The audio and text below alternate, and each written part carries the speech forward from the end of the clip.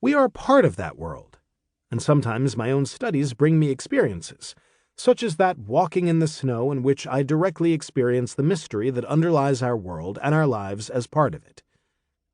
Yet many people, even some professional physicists, have a different experience of physics, as a rather difficult, abstract, and dry subject having little to do with actual experience, and very little to do with beauty and mystery.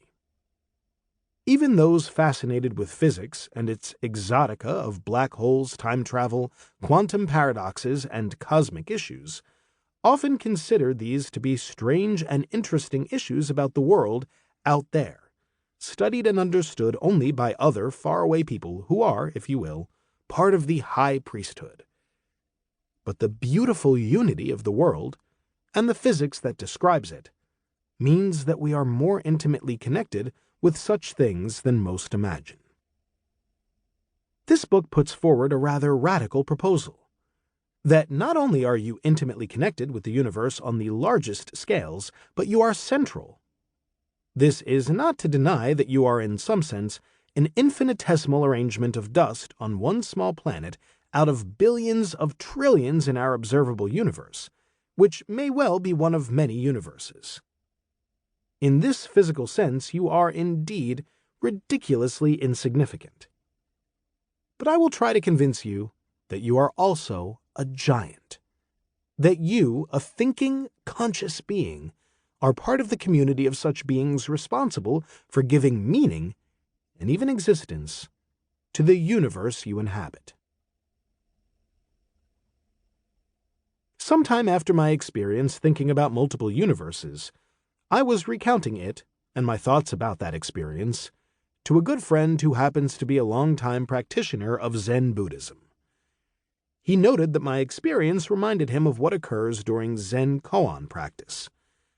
After we discussed this for a while, it seemed clear that koan practice, while somewhat different in subject matter, was very much along the lines of the process I was looking for. Zen koans as collected in books are vignettes of a sort, that embody teachings about reality as explored by Zen adepts. There are classic collections you can buy at the bookstore, but as practiced, koans were devised as a means by which a teacher can confront a student with a situation that, while initially baffling, can be resolved when the practitioner is able to break through habits of thought and answer the koan in a way that is based on new insight, rather than knowledge or previous experience. And engagement with a koan is always a fully personal and participatory experience. So I decided to create a set of cosmological koans to explore the connections between us and the unimaginably immense, astoundingly complex, and ultimately mysterious universe. The intention of this book is not to compare, equate, or conflate physics and Eastern mysticism as some books have done. There are real parallels that will emerge, but the adopting here is primarily of method and attitude rather than of content. In both physics and Zen, deep understanding is achieved by breaking through the previous patterns of thought and looking at an issue in a genuinely new way.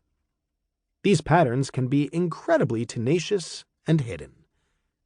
For example, Aristotle stated what pretty much everyone believed, and many still do, that objects tend to be at rest, move only when pushed or pulled, and return to rest when the pushing or pulling stops. It took fully 2,000 years for Galileo and others to discover and convince the world that the true tendency of objects is to stay in motion. Things come to rest not naturally but by the action of a specific force, such as friction.